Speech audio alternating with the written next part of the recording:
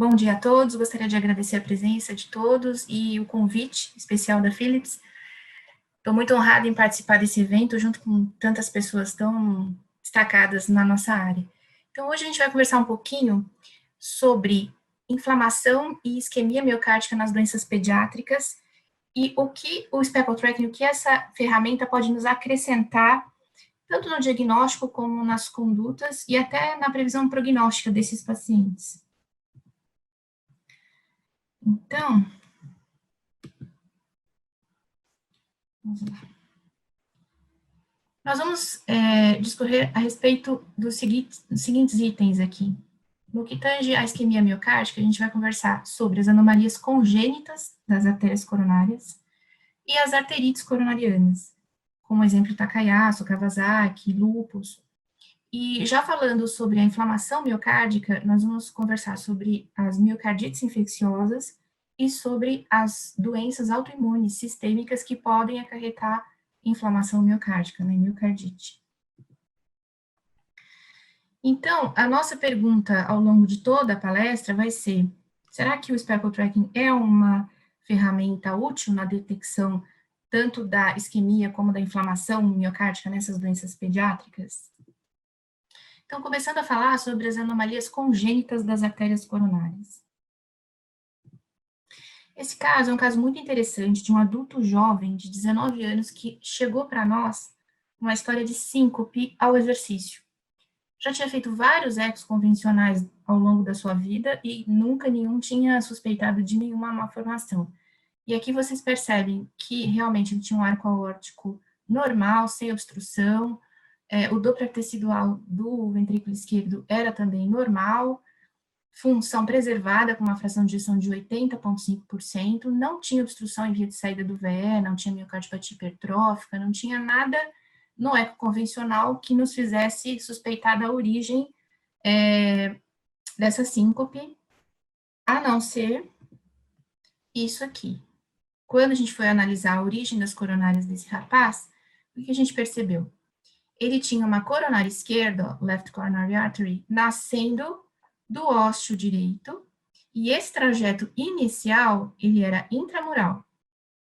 E depois disso, essa coronária esquerda, ela tinha um trajeto interarterial, ela passava entre a artéria pulmonar e a artéria aorta. Ou seja, quando esse cidadão fazia exercício físico, aumentava muito a frequência cardíaca, aumenta a pulsatilidade de aorta e de pulmonar, a coronária esquerda sofreu uma compressão.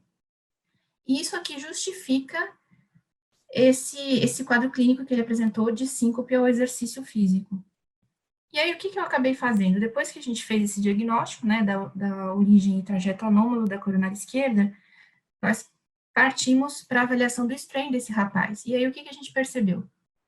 Que o strain global dele estava preservado longitudinal de menos 20%.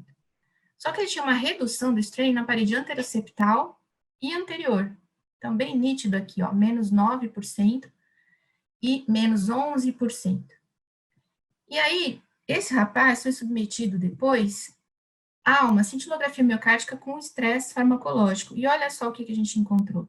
Uma hipoperfusão induzida pelo estresse, justamente na parede anteroseptal e no segmento apical da parede anterior, que foi exatamente onde o strain veio reduzido.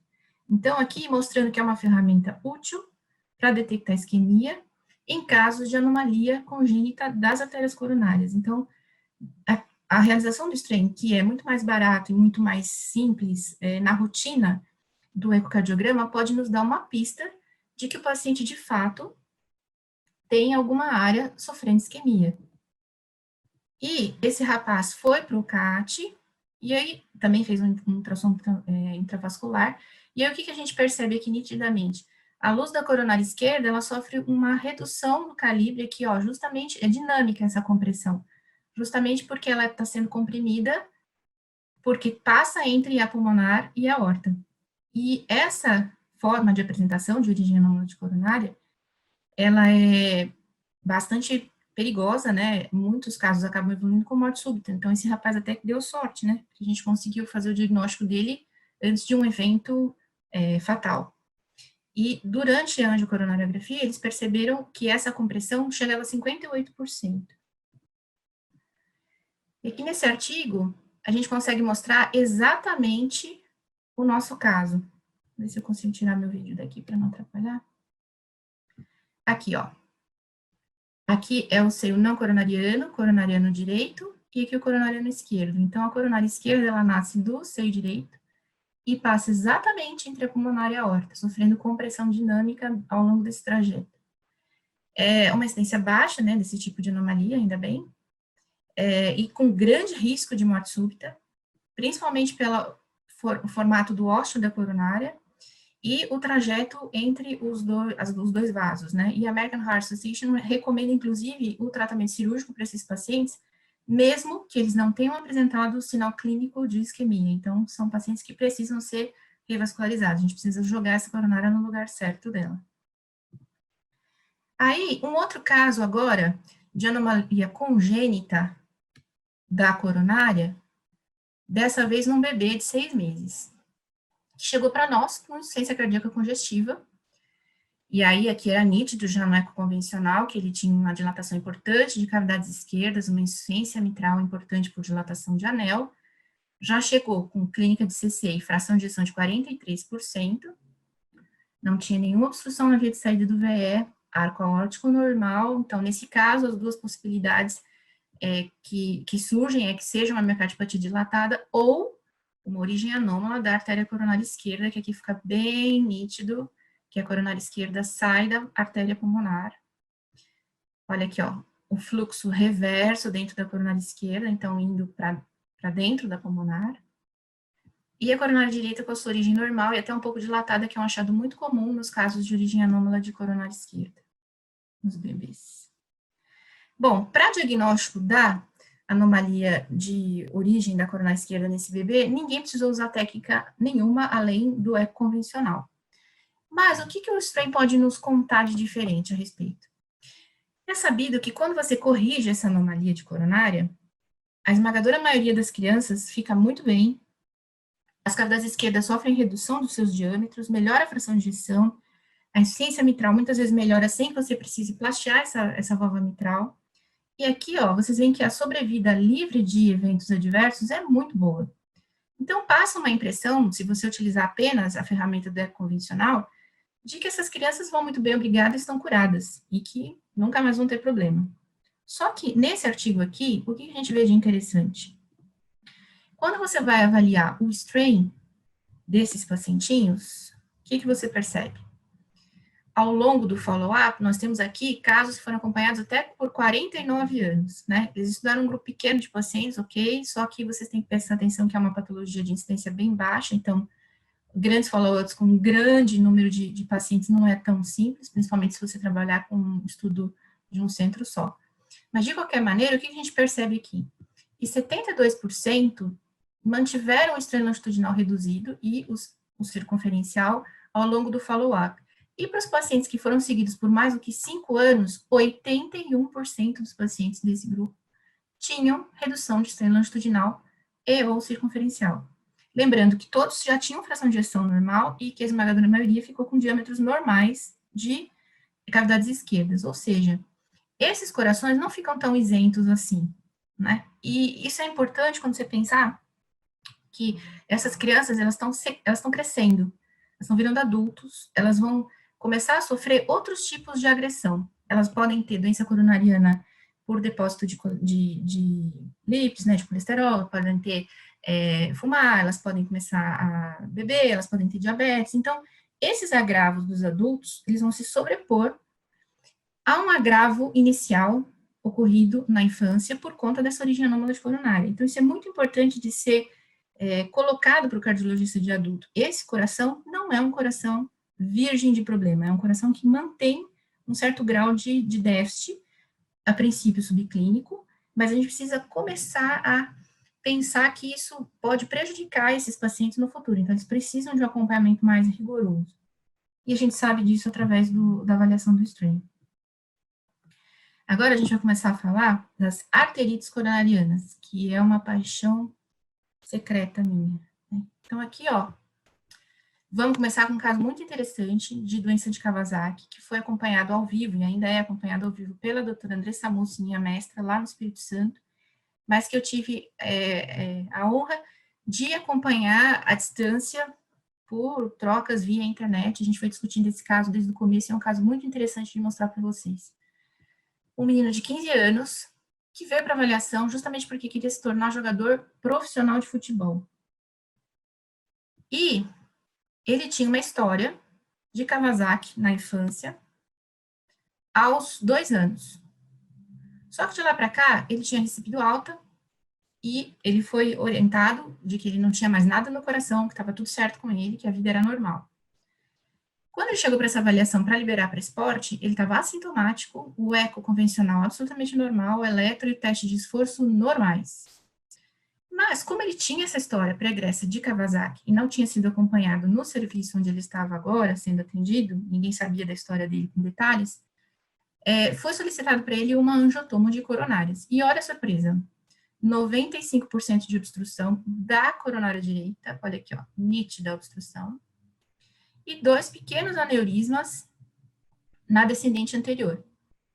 Esse paciente não teve essas lesões diagnosticadas na fase inicial do Kawasaki. Isso passou desapercebido. E, no entanto, é uma obstrução importante aqui da coronária direita. Fica nítido que isso é uma obstrução significativa. E ele estava prestes a começar treinamento pesado, né? Ele queria ser um jogador de futebol profissional. E aí, esse menino foi para o estudo angiográfico, daqui para ver nitidamente a obstrução da coronária direita, foi colocado um stent farmacológico, que liberou fluxo na CD, e ele ficou muito bem. Voltou em 6 meses para reavaliação, e dessa vez foi feito o eco com o speckle tracking, com a avaliação de strain desse ventrículo. Isso aqui incomodou.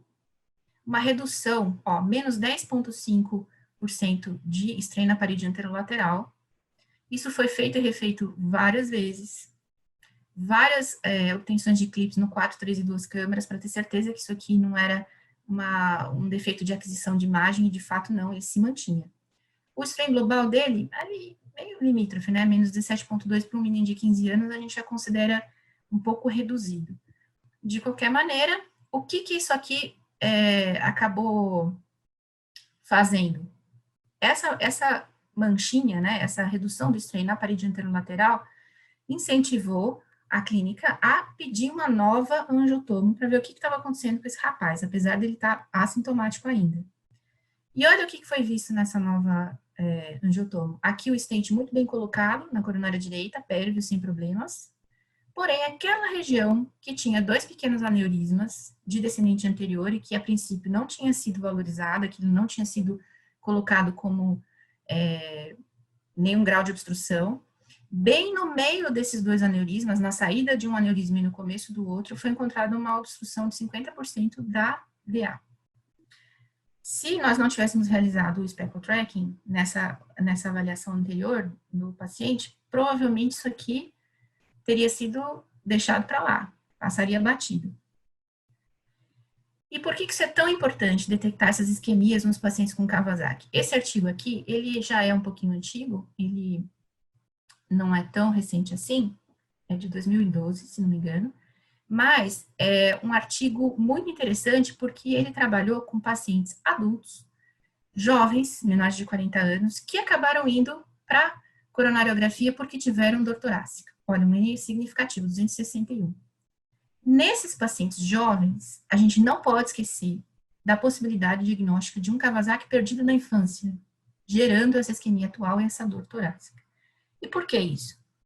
Porque o Kawasaki ele pode ser uma doença de difícil identificação na infância. E a gente sabe que 25% das crianças que não são tratadas pelo Kawasaki e 5% daquelas que de fato recebem imunoglobulina, que é o tratamento preconizado, ainda assim desenvolvem aneurismas coronarianos. E a primeira apresentação de um Kawasaki perdido na infância pode ser o infarto do miocárdio num paciente adulto jovem. Então, essa história pode ter sido perdida lá atrás e ele abre o quadro com um infarto. E esse infarto ele pode ser causado por formação de trombo em segmentos aneurismáticos ou também pela calcificação e lesões estenóticas que são geradas pela proliferação miointimal mais tarde em vida. Então, o que a gente acredita que aconteceu com esse nosso rapazinho de 15 anos? Ele teve uma agressão inicial na fase aguda do seu Kawasaki, que passou desapercebida, e depois, com essa proliferação intimal e depósito de cálcio, ele foi desenvolvendo a obstrução coronariana, que nós fomos detectar mais para frente. E por que isso é importante para o cardioadulto saber? Porque o tratamento dessa lesão estenótica é completamente diferente do tratamento da lesão aterosclerótica, porque são segmentos muito endurecidos. Nem sempre eles toleram a dilatação com balão. Então, e são segmentos difíceis de serem abordados no procedimento invasivo. E nesse estudo dos 261 pacientes adultos que tiveram dor torácica e infartaram com menos do que 40 anos, o que os autores tentaram fazer? Estabelecer padrões de lesão na angiocoronariografia que sugerissem que esses pacientes estavam infartando hoje por um Kawasaki perdido na infância.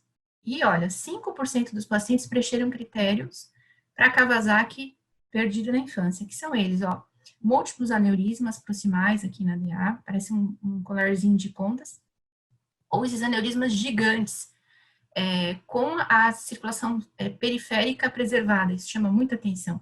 Então, esses tipos de lesão, eles são muito associados com o Kawasaki. Já esse aqui, ó, estenose distal, ele provavelmente não se deve a Kawasaki perdido na infância. Então, olha só, que lesões que passaram desapercebidas na infância e que podem levar à isquemia mais para frente. Então, usar o strain de rotina nos permite identificar essas áreas de isquemia e sair procurando a origem delas. Vai para um angiotomo, vai para um CAT, quer saber o que está acontecendo. Mas eu só desconfio à medida que eu introduzo isso na minha rotina de exame. E agora a gente vai parar de falar das lesões de tronco e vai começar a falar das lesões de microcirculação coronariana. Esse trabalho aqui foi um dos trabalhos derivados do meu doutorado, foi realizado lá no Instituto da Criança com o nosso grupo, e o nosso intuito inicial era avaliar a função do ventrículo direito em crianças e adolescentes com lúpus de apresentação precoce, que estavam assintomáticos do ponto de vista cardiovascular. Eles não tinham sintoma, mas a gente queria saber como estava a função ventricular desses pacientes, inicialmente ventricular direito. E o que a gente imaginava quando começou o estudo? De que os pacientes teriam disfunção ventricular direita associada à presença de hipertensão pulmonar. E o que a gente descobriu quando foi analisar os dados? Que isso não era verdade. Dos nossos 35 pacientes que tiveram avaliação do VD, só 4 tinham HP e ainda assim era uma HP leve. No entanto, eu tinha uma redução significativa do strain longitudinal desses pacientes quando comparados ao grupo controle, de crianças normais. E como explicar essa disfunção ventricular direita no lúpus, de crianças que nem hipertensão pulmonar tinham? Aí veio um segundo achado que, a princípio, nos deixou surpresos. Nós percebemos que o comprometimento do strain longitudinal do VD estava associado à presença de anticorpos antifosfolípide. E assim, a nossa primeira pergunta foi, mas e daí? E aí nós fomos revisar a literatura e percebemos que nos artigos que trabalham com autópsia, existe uma grande prevalência de lesões da microcirculação coronariana, com trombose dessa microcirculação coronariana, justamente nos pacientes com lúpus. Então, isso é uma forma de justificar a isquemia desse ventrículo causada pela presença do anticorpo antifosfolípide e de trombose na microvasculatura coronariana. E isso nada tem a ver com obstrução na artéria pulmonar, com TEP ou com hipertensão pulmonar. Isso é uma lesão direta na microvasculatura coronariana.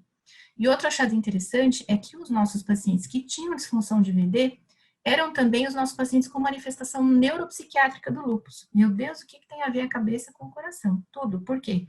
Porque a manifestação neuropsiquiátrica do lúpus está associada à presença também do anticorpo antifosfolípide. E os dois causam microtromboses, tanto na circulação coronariana como na circulação cerebral. Então, esse foi publicado na revista Lupus em 2014, com esses achados bastante interessantes. Agora nós vamos começar a falar da inflamação miocárdica e das miocardites infecciosas. E eu vou abrir essa discussão com vocês com um caso que nós apresentamos no Congresso Europeu de Eco já em 2018. Uma criancinha que chegou para nós com 15 meses, chegou na nossa UTI, em franca insuficiência respiratória, totalmente anasalcada, que há 5 dias da admissão tinha começado com vômitos, recusa alimentar, e que os pais referem que foi evoluindo progressivamente com espineia e edema generalizado. Lá, chegando, olha só o raio-x dessa criança. Eu tô dançando um pouquinho, mas é para não atrapalhar as imagens. Uma panela, né? Super dilatado, coração, congestão, troponina T bastante elevada, CKMB, BNP nas alturas, ureia elevada, creatinina elevada, já com TJ e GP muito elevadas, coagulograma alterado, uma criança muito grave. E já o primeiro ecocardiograma mostrava uma dilatação ventricular esquerda com uma hipocontratilidade difusa e uma fração de ejeção de 30%.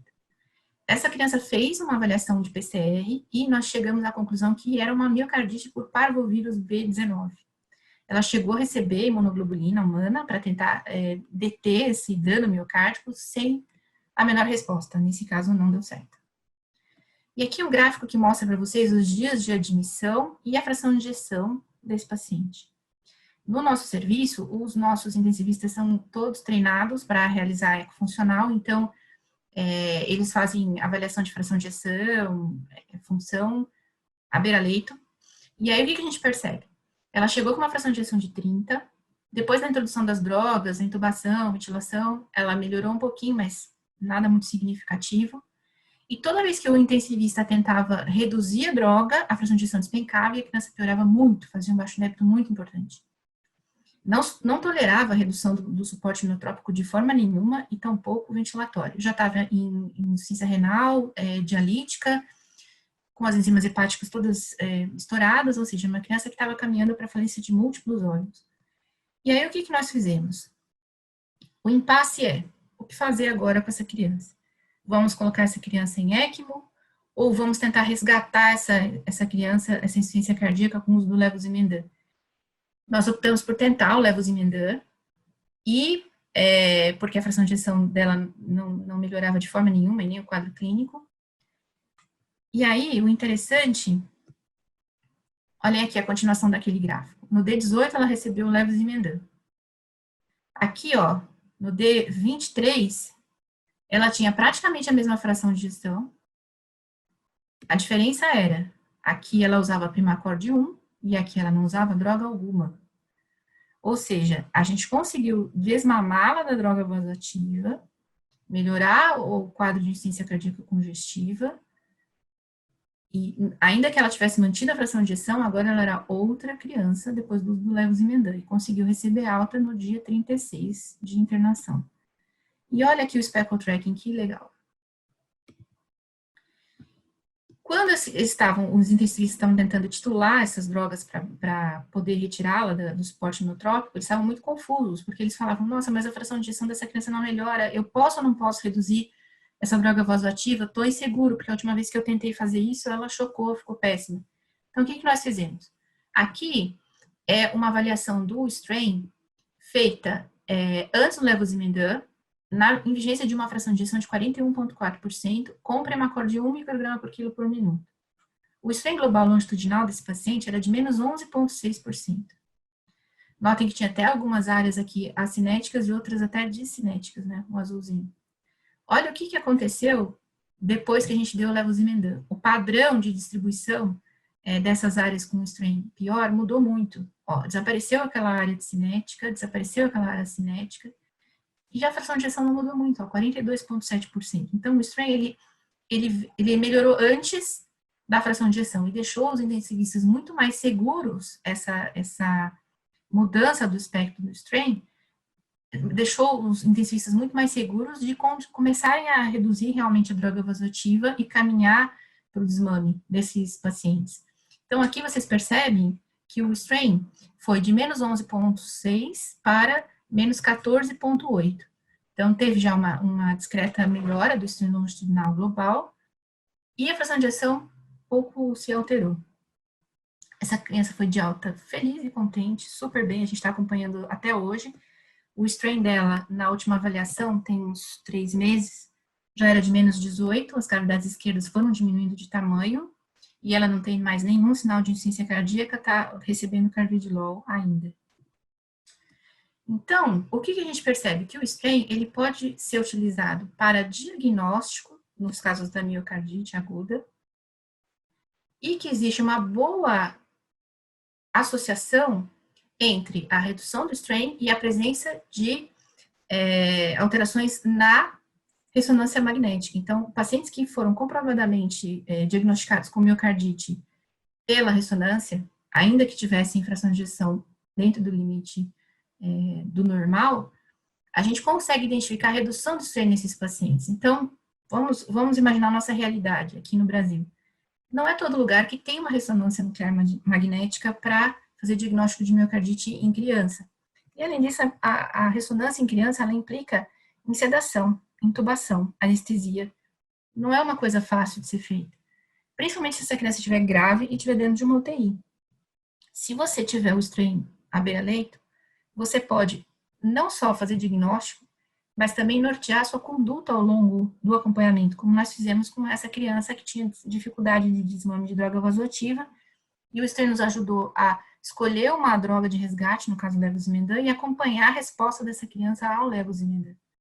Então, ele é uma ferramenta diagnóstica mais barata, que pode ser reproduzida, a gente pode fazer isso várias vezes, não lesa a criança, e que pode triar a criança que pode se beneficiar de ir realmente para um exame mais caro, mais complexo, como a ressonância. E aqui, ó, um exemplo nesse artigo de como o strain pode ser utilizado para acompanhamento da resposta terapêutica. Aqui, nesse artigo, eles acompanharam com o strain pacientes antes e depois da imunoglobulina, pacientes com miocardite. E você percebe a grande melhora do strain longitudinal global, circunferencial também global do VE e até do strain longitudinal do VD logo após a administração da imunoglobulina. No nosso caso, naquela paciente especial, não surtiu efeito, mas aqui fica nítido que você pode usar o strain como uma ferramenta de controle da sua medicação. E esses pacientes, muitas vezes, não mudam a fração de ejeção, mas mudam o strain. E o strain é capaz, em crianças com miocardite aguda, inclusive de prever prognóstico.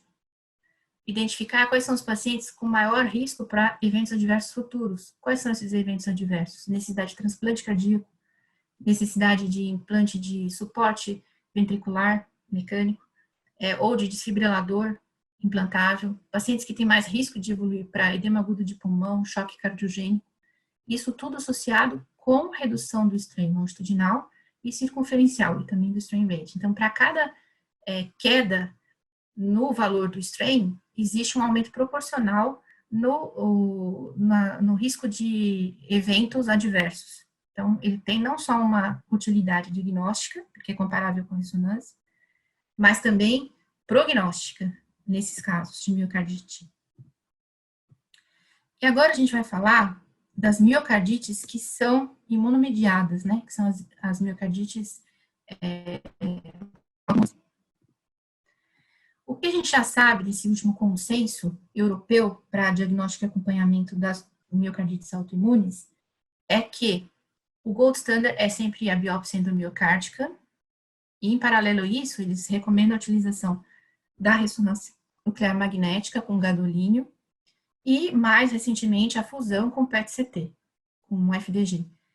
Só que isso aqui não está disponível em todos os lugares. É super caro. E para a criança é mais problemático ainda. Imagina realizar uma biópsia endomiocárdica numa criança para saber se ela tem comprometimento miocárdico por doença autoimune. Então, isso aqui é, do ponto de vista prático, nem sempre viável. E aí, temos mais um trabalho derivado do meu doutorado, que foi publicado na Scandinavian Journal of Rheumatology, em 2016. E aí nós ampliamos o grupo de pacientes lúpicos, com lúpus eritematoso sistêmico juvenil, a 50, e comparamos com outros 50 pacientes controle, normais. E qual que era o nosso objetivo?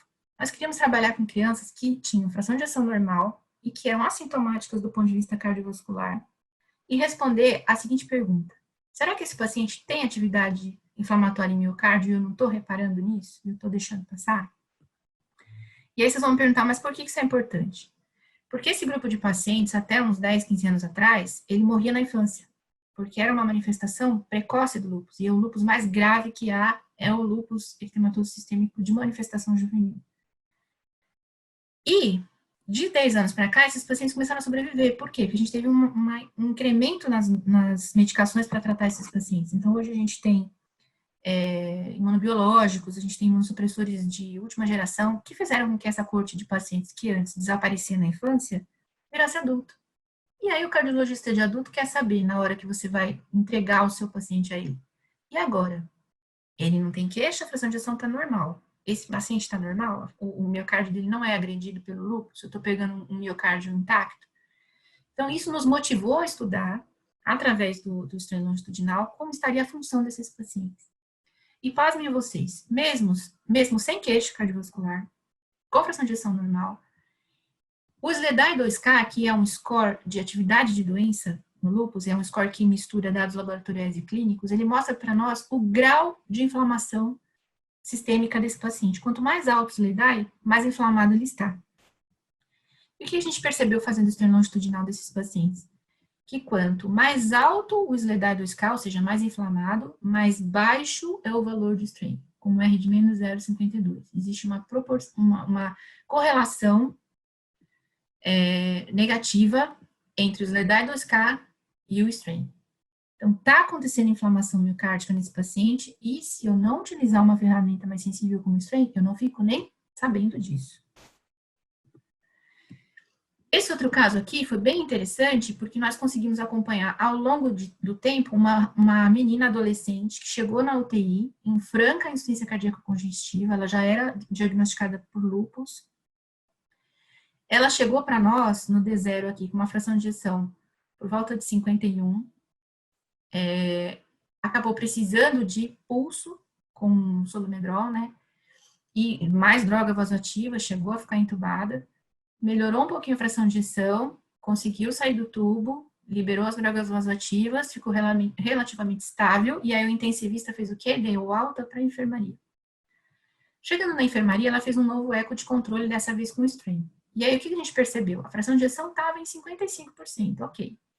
Ela estava estável, sem sintoma de insuficiência cardíaca congestiva, mas olha o strain dela, menos 9,6.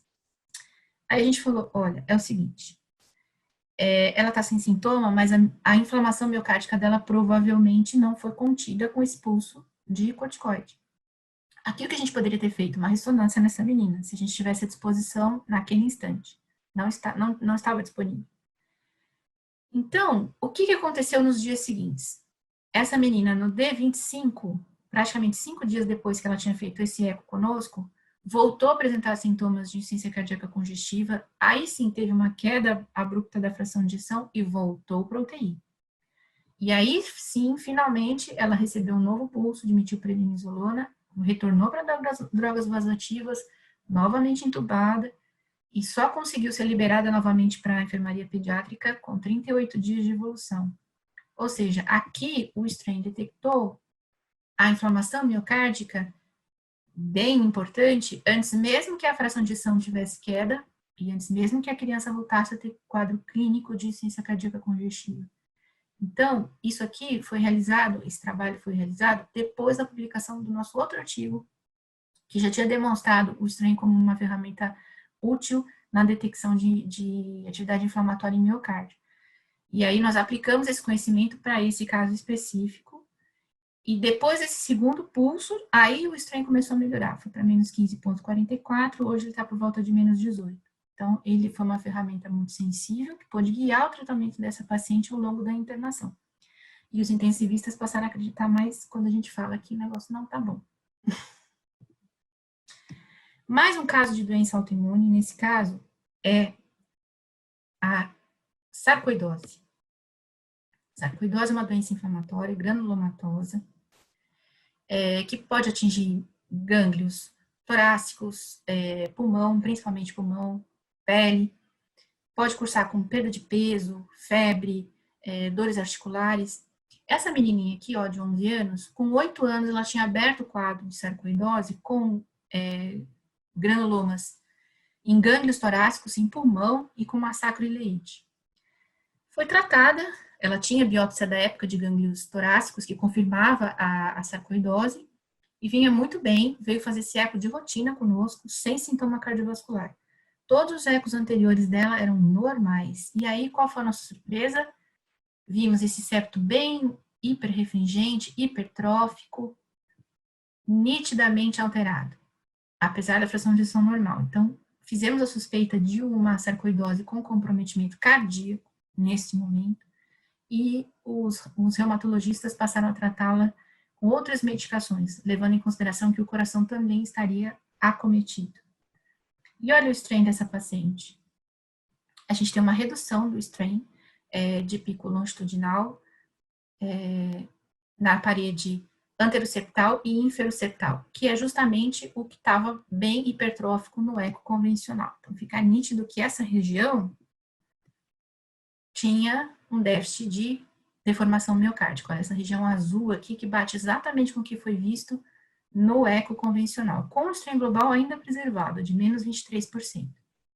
Nesse caso, mesmo que a gente não tivesse strain, a gente já ia suspeitar que tinha alguma coisa errada, porque o eco convencional já estava alterado. Só que, será que a gente precisa que o eco convencional se altere para a gente encontrar acometimento da sarcoidose no coração? De novo, o que os guidelines europeus nos falam? Para fazer diagnóstico de sarcoidose cardíaca, qual é o caminho? São pacientes que já têm diagnóstico de sarcoidose firmado por outros órgãos acometidos, que já têm um diagnóstico histológico por biópsia de gânglio, por exemplo, e que começam a ter sintoma cardiovascular, ou que tem alteração de ecocardiograma. Olha aqui, ó, o que o eco pode mostrar, o eco convencional? Esse septo hipertrófico, bem hiperrefringente, que foi o que a gente achou na nossa paciente, ou até um aneurisma do septo, olha que interessante. Ou pacientes que começam a ter queda de fração de ejeção, arritmias sem outra explicação, como, por exemplo, taquicardia ventricular, bloqueios de ramo, ou quando você faz o PET CT nesses pacientes, ou a ressonância com gadolínio, e encontra o realce tardio. Ou seja, para eu suspeitar de acometimento cardíaco na sarcoidose, eu preciso ter um cidadão com sintoma, ou já com uma alteração de outros exames, como eletro e eco. Existe a possibilidade de eu estar fazendo diagnóstico tardio. O que me interessa, do ponto de vista de tratamento, é pegar a sarcoidose cardíaca antes que o cidadão tenha sintoma ou que altere esses outros exames. Será que eu posso usar o strain para me ajudar nessa tarefa? E a gente já tem artigos bem interessantes que nos mostram a capacidade do strain detectar áreas de envolvimento da sarcoidose, né, com desenvolvimento dos granulomas, em comparação com a ressonância magnética. Então, olha que interessante, aqui é uma ressonância, essa área de hipocaptação, né, na verdade, não é hipocaptação, de realce tardio pelo gadolínio, corresponde a áreas onde o strain circunferencial está alterado. Aqui, ó, pacientes com um realce tardio negativo têm um strain circunferencial muito melhor do que os pacientes que têm um realce positivo na ressonância. E isso levando em consideração que são pacientes ainda assintomáticos com sarcoidose, sem alteração no eco convencional, com fração de ejeção normal. Então, eu posso rastrear os meus pacientes que possivelmente já têm um acometimento cardíaco subclínico usando o strain. E eu sei disso porque eu comparei com a ressonância e existe boa associação entre os dois métodos. Olha que interessante aqui. Esse estudo mostrou que o strain longitudinal global desses pacientes com sarcoidose que não tinham sintoma e que ainda tinham um eco convencional normal, o cutoff de menos 16,8% como um fator para identificar os pacientes com risco de evoluírem para arritmia, alteração cardíaca no eco convencional, né, espessamento de septo, aquele septo hiperrefringente, e necessidade de implante de desfibrilador, de alternativas para evitar morte nesses pacientes. Então, uma área under the curve de 0,85. Então, mesmo os pacientes assintomáticos, que não tinham queixa, com fração de ejeção e eco convencional normais, se eu fizer o strain, eu identifico os que têm maior fator de risco para evoluir para eventos adversos, no caso da sarcoidose. Então, isso é uma coisa que é muito alvissareira, né? Você introduzir isso na sua rotina se justifica, porque você melhora o atendimento do seu paciente. Então, quais são as nossas mensagens finais, depois de toda essa conversa? vai sobrar um tempinho até para a gente fazer uma discussão. O Speckle Tracking bidimensional, ele é bastante factível e é uma ferramenta não invasiva com valor para a detecção de isquemia e inflamação miocárdica na população pediátrica. Existe associação entre a alteração de strain nos pacientes pediátricos e o comprometimento e a detecção de isquemia e inflamação por outros métodos, como a ressonância com o gadolínio e o PET-CT scan, além da biópsia endomiocárdica. Então, existe um benefício em fazer o strain na sua rotina. E os estudos futuros na população pediátrica com o Speckle Tracking, eles têm que trabalhar na pesquisa de valor prognóstico para esses pacientes, porque, inclusive no Instituto da Criança, a gente trabalha muito com essa ideia de que a gente tem que estudar os pacientes que vão durar 100 anos, as crianças que vão durar 100 anos. Porque antigamente todas essas doenças graves e crônicas vitimavam essa população ainda na infância, então isso não era um problema do médico de adultos, mas agora é, porque elas estão sobrevivendo. Então, a gente quer saber se elas vão apenas sobreviver ou se elas vão sobreviver com qualidade de vida. Então, a gente precisa introduzir esses métodos ainda na infância para poder começar a tratar talvez mais cedo e melhorar o prognóstico dessas crianças no futuro. Essa é a nossa mensagem. Muito obrigada pela atenção de vocês, espero que vocês tenham gostado. Estamos abertos a perguntas.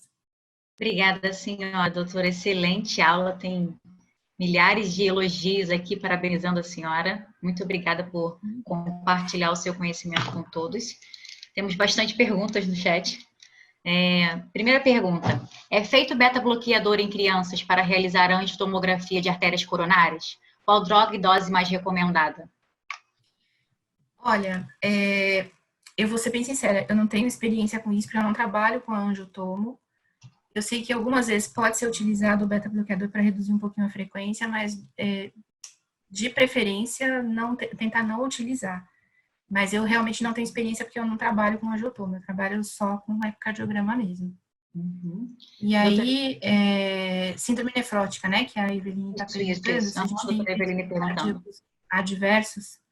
Sim, temos. A gente tem muitos casos de trombose e também pacientes que, por conta da síndrome nefrótica, muitas vezes têm dificuldade de lidar com volume, né? Tem pacientes que fazem derrames pericárdicos, que muitas vezes eles não têm só a síndrome nefrótica, eles também são hipertensos pela insuficiência renal crônica, então também tem hipertrofia ventricular, também tem disfunção diastólica, então são pacientes de manejo muito difícil. Não só a questão da volemia, mas também quando eles evoluem para insuficiência renal crônica, eles têm muitas alterações geométricas e funcionais nesse coração. A gente tem, inclusive, um grupo de trabalho específico em insuficiência renal crônica e tem uma aluna minha de pós-graduação estudando a deformação atrial esquerda nesses pacientes dialíticos e não dialíticos, em insuficiência renal crônica. E a gente está com fé de que o estudo atrial vai mostrar algumas novidades para a gente. Casos de pacientes com Kawasaki perdidos. Isso aqui é um problema para o cardioadulto, né? Explica uns casos de AM em adultos jovens. Exatamente, foi aquilo que aquele trabalho demonstrou, trabalhando com pacientes com menos de 40 anos que infartaram. E ele fala, o Carlos Alberto fala que vai começar a olhar com mais cuidado a partir de hoje as coronárias dos pequenos.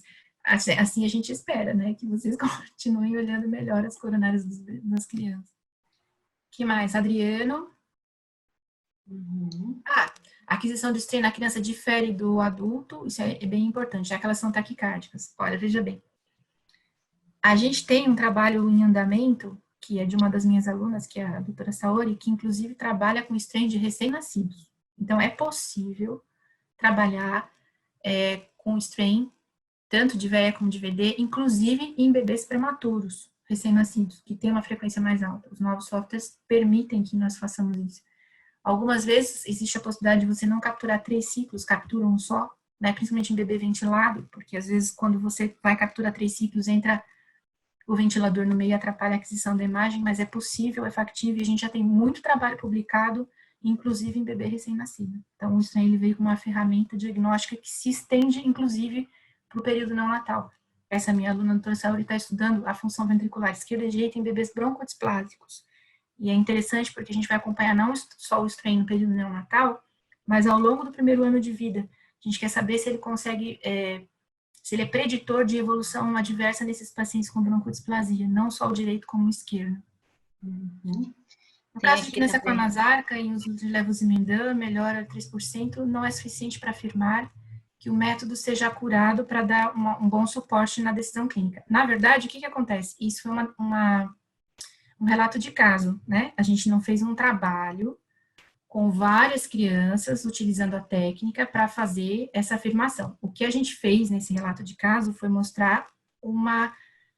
foi relatar uma situação em que o strain se alterou antes da fração de ejeção. Então, a gente não está falando aqui, textualmente, que isso, naquele relato de caso, é para ser feito dessa maneira. A gente está mostrando o que aconteceu naquela criança especial. Por isso que depois a gente mostrou os outros artigos que sustentam essa justificativa, né, essa hipótese. Nos outros artigos, a gente percebeu que a variação do strain pode ser utilizada como uma ferramenta de prognóstico e também de acompanhamento de tratamento. Então, o objetivo daquele caso que eu mostrei para vocês foi só exemplificar, não foi chegar a uma conclusão final, porque era um relato de caso, não era um trabalho com um N significativo, era só um caso, né? Aí o Ricardo colocando parabéns pela excelente aula, muito obrigada, Ricardo. A alimentação, fazer um comentário sobre as limitações do método e os cálculos de falso positivo do strain. Ah, isso é bem interessante. Então, a gente sabe que o strain, ele depende de uma boa imagem do bidimensional. Se o seu bidimensional não tiver bom, isso independe se é criança ou se é adulto, não presta. Você não vai conseguir obter um strain fidedigno. Então, a primeira coisa é saber se o seu se a qualidade do seu bidimensional está ok. Para isso, a gente precisa de transdutores específicos para criança, precisa de uma boa definição de imagem, o frame rate tem que estar adequado, em geral, acima de 60% da frequência cardíaca da criança, e todas aquelas questões técnicas que vocês já devem ter tido nas outras aulas, né, de como ajustar a imagem do bidimensional para que o strain seja bem estabelecido. E o falso positivo, ele cai à medida que você melhora a sua qualidade de imagem no bidimensional. E os equipamentos atuais, eles têm a vantagem de fazer a coisa de uma forma muito mais automática, né, pela inteligência artificial. Inclusive, esses novos softwares que a gente tem de análise, eles transformam a avaliação do strain numa coisa um pouco mais independente do examinador. As primeiras formas de aquisição de strain, de fato, dependiam muito mais do examinador. Existe uma curva de aprendizagem, e eu comecei a trabalhar com strain em 2011, e eu só me senti segura para adquirir as imagens e, de fato, começar um estudo clínico com os pacientes um ano depois. Então, eu passei um ano adquirindo imagem todo santo dia e treinando a avaliação do strain para poder confiar naquilo que eu estava fazendo. E depois, aqueles trabalhos que eu apresentei, que foram originários do meu doutorado, em todos eles a gente tem a avaliação intra e interobservador, para poder confirmar que aquilo que eu estou afirmando tem razão de ser, né? É cientificamente de boa qualidade. E também existe, antes de começar, antes de mais nada, o cálculo do espaço amostral, que é muito importante, principalmente em patologias raras, né? Porque se você quiser fazer qualquer afirmação com um mínimo pequeno, pode ser que você não consiga chegar na sua conclusão de forma acurada, né?